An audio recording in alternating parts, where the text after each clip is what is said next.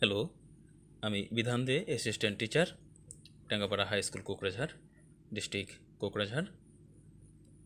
আজকে আমি ষষ্ঠ শ্রেণীর জিওগ্রাফি ভূগোল চ্যাপ্টার 2 পৃথিবীর আকার ও আকৃতির কিছু গুরুত্বপূর্ণ বিষয় নিয়ে আলোচনা করব। স্টুডেন্টস, তোমরা দেখতেই পাচ্ছ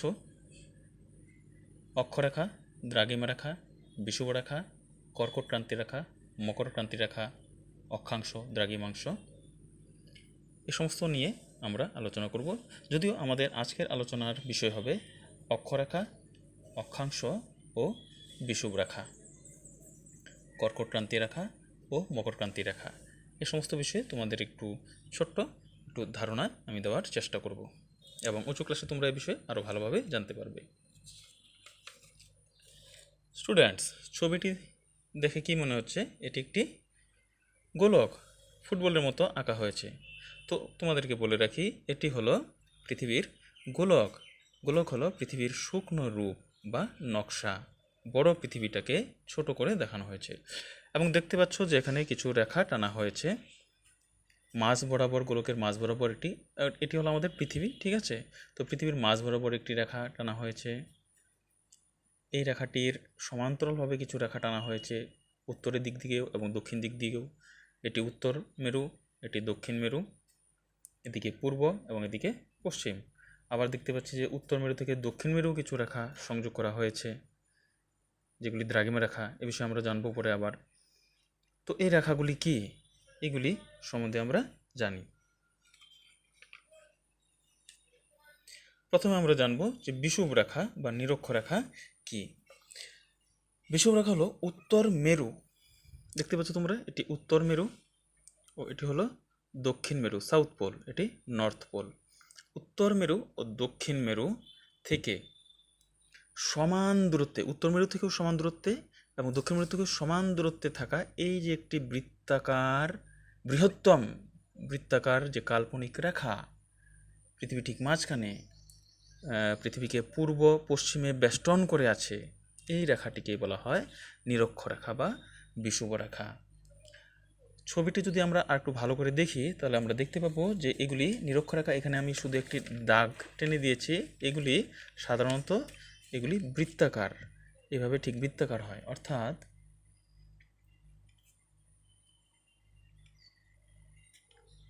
এটি যদি আমাদের গোলক হয় এবং এটি ঠিক পৃথিবীর মাঝখানে, পৃথিবী সমান ভাগে ভাগ করে এই যে রেখাটা বৃত্তাকার রেখা, যা নাকি পৃথিবীকে সমান ভাগে ভাগ করেছে, ঠিক আছে?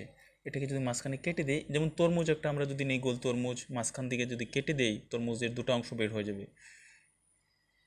একটা অংশ আমরা এরকম পাবো, উপরের অংশটা আমরা এরকম পাবো, তাই না? তো এই যে রেখাটা গেল বৃত্তাকার রেখা, কাল্পনিক রেখা, যা পৃথিবীকে সমান দুই ভাগে ভাগ করেছে, এই বৃত্তাকার, এটি বৃহত্তম বৃত্তাকার রেখা। এই কাল্পনিক এই বৃত্তাকার রেখাটিকে বলা হয় নিরক্ষরেখা বা অক্ষরেখা। এই রেখার সমান্তরাল আরও কয়েকটি রেখা আমরা টানতে পারি উপরে, এইভাবে এভাবে কিছু রেখা আরও টানা যায়। এরকম কয়টি রেখা আছে সেটি আমরা জানব। এগুলি সবই কাল্পনিক বৃত্তাকার রেখা, কিন্তু মনে রাখবে এটি হলো বৃহত্তম বৃত্তাকার রেখা, পৃথিবীর ঠিক মাঝ বরাবর রয়েছে। উত্তর মেরু থেকে এবং দক্ষিণ মেরু থেকে এই রেখাটি সমান দূরত্বে অবস্থান করছে। তো এই রেখাটি হলো বিষুব রেখা। এখানে আমরা একটি দাগ দিয়ে বুঝিয়েছি এই রেখাটিকে, এটি বিষুব রেখা, ঠিক আছে? এই বিষুব রেখা বা নিরক্ষরেখার অক্ষাংশ মান হলো 0 ডিগ্রি, ঠিক আছে? আর এই নিরক্ষরেখার সাহায্যে কী করা হয়? কোনো জায়গার অক্ষাংশ নির্ণয় করা সম্ভব হয়।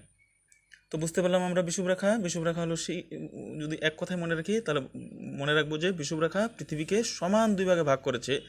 পৃথিবীকে যে রেখাটি পূর্ব থেকে পশ্চিমে সমান দুই ভাগে যে ভাগ করেছে, পৃথিবীকে পূর্ব থেকে পশ্চিমে বেষ্টন করে আছে যে বৃত্তাকার রেখাটি, সেটি হলো তোমাদের বিষুব রেখা। মনে থাকবে। আরেকটি মনে রাখবে, আরেকটি কথা, যে বিষুব রেখার এই উত্তর মেরুর দিকের এই অংশটিকে বলা হয় উত্তর গোলার্ধ। অর্থাৎ এখানে যত দেশ, যত স্থান আছে, এগুলি সমস্ত উত্তর গোলার্ধের দেশ, উত্তর গোলার্ধের স্থান, এগুলি সব।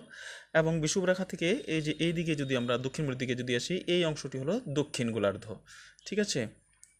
এটি নর্দার্ন হেমিস্ফিয়ার বলে, আর এটি সাউদার্ন হেমিস্ফিয়ার। গোলার্ধ, গোলকের অর্ধ অর্থাৎ আধা, এটি উত্তর আধা, এটি দক্ষিণ দিকের আধা, ঠিক আছে? তো জানলাম আমরা বিষুবরেখা। এবারে যাই আমরা যে নিরক্ষরেখাকে বিষুবরেখা কেন বলা হয়। দেখো, বিষুব কথাটির অর্থ হলো সমান দিন ও রাত্রি। বিষুব কথাটির অর্থ, ইকুইনক্স কথাটির অর্থ সমান দিন ও রাত্রি।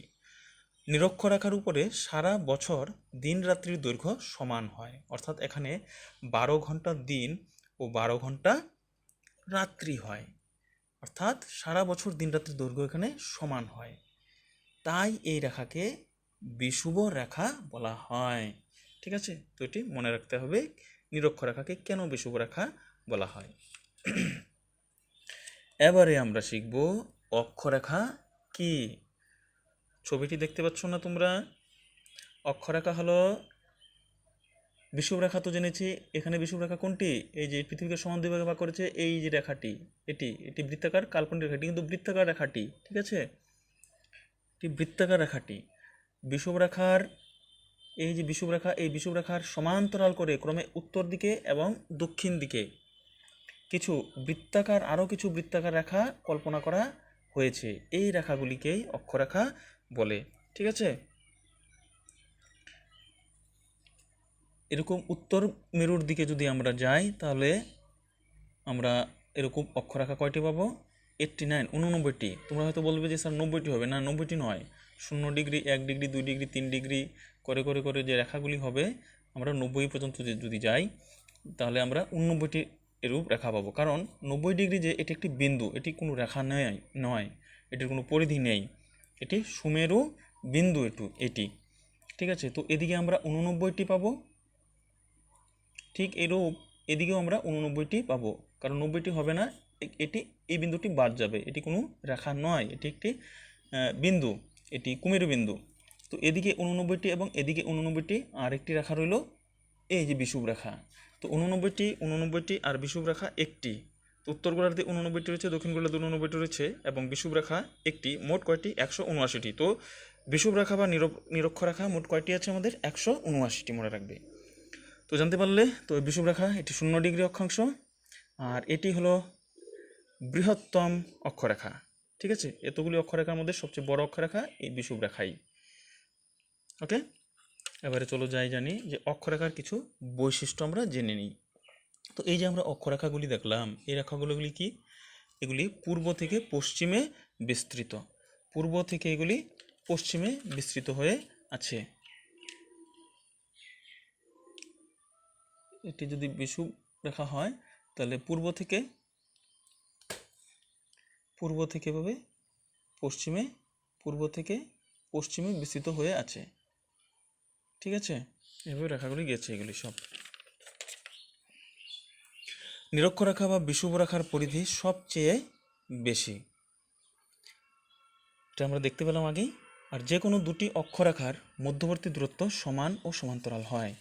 যে কোনো দুটি অক্ষরেখার, এই অক্ষরেখার এই দুটির দূরত্ব সমান হবে এবং এরা সমান্তরাল, এটি থেকে এটি যে কোনো দুটি অক্ষরেখার দূরত্ব, অক্ষরেখার মধ্যবর্তী দূরত্ব, এখান থেকে এখানে, এখান থেকে এখানে, এখান থেকে এখানে, বা যে কোনো দূরত্ব দুটি রেখার সবসময় সমান হবে এবং এরা সমান্তরাল হবে, অর্থাৎ দুটি অক্ষরেখার মাঝখানের দূরত্ব সমান ও সমান্তরাল।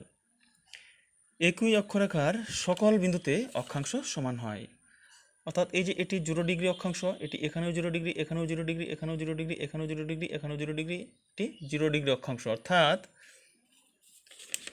একই অক্ষরেখার সকল বিন্দুতে অক্ষাংশ সমান হয়।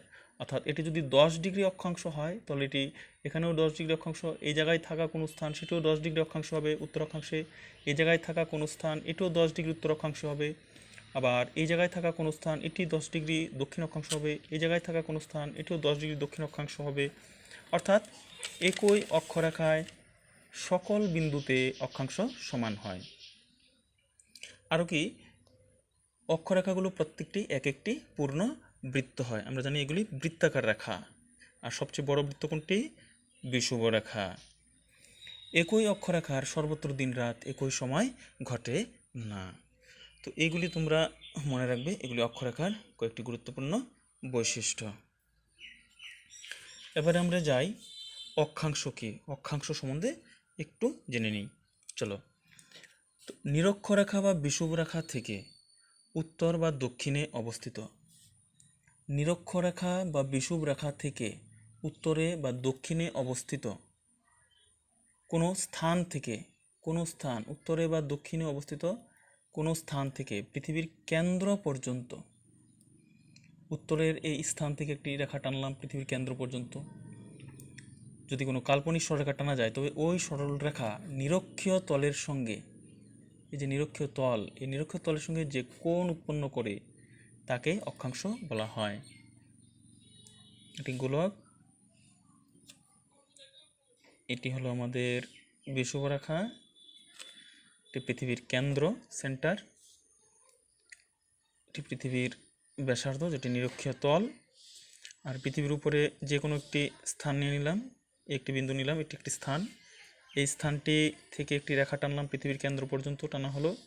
এখন এই যে কোণ হলো, এই কোণটি হলো অক্ষাংশ।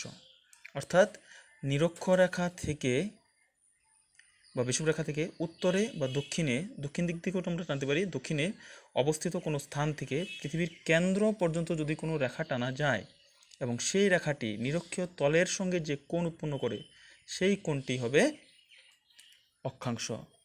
অর্থাৎ নিরক্ষরেখা থেকে উত্তর বা দক্ষিণে অবস্থিত কোনো স্থানের কৌণিক দূরত্বকে সেই স্থানের অক্ষাংশ বলে। হয়তো দেখা গেল এটি যদি 30 ডিগ্রি কোণ হয় তাহলে এইখানে এটি হবে 30 ডিগ্রি অক্ষাংশ, অর্থাৎ এই অক্ষরেখাটি 30 ডিগ্রি অক্ষরেখা হবে, অর্থাৎ এই সম 30 ডিগ্রি অক্ষাংশ, উত্তর অক্ষাংশ।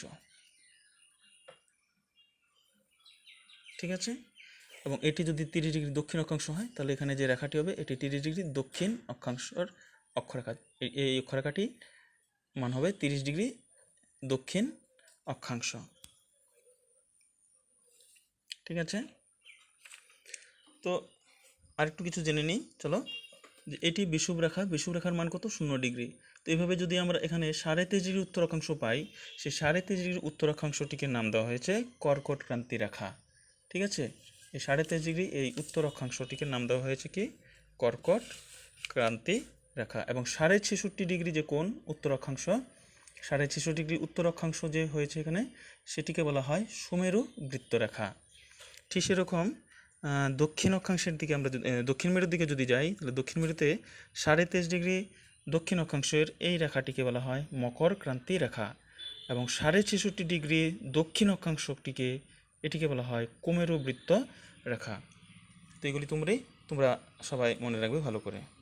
আশা করি সবাই বুঝতে পেরেছো, এবং ঘরে তোমরা এই অক্ষরেখা, বিষুবরেখা, অক্ষাংশ, কর্কট ক্রান্তি রেখা, মকর ক্রান্তি রেখা এ সম্বন্ধে ভালো করে দেখে নাও, তোমাদের বুকেও ভালো করে দেখে নাও। এবং নেক্সট দিন আমরা আলোচনা করব দ্রাঘিমা রেখা এবং দ্রাঘিমাংশ কি, এ সমস্ত নিয়ে আলোচনা করব। Thank you.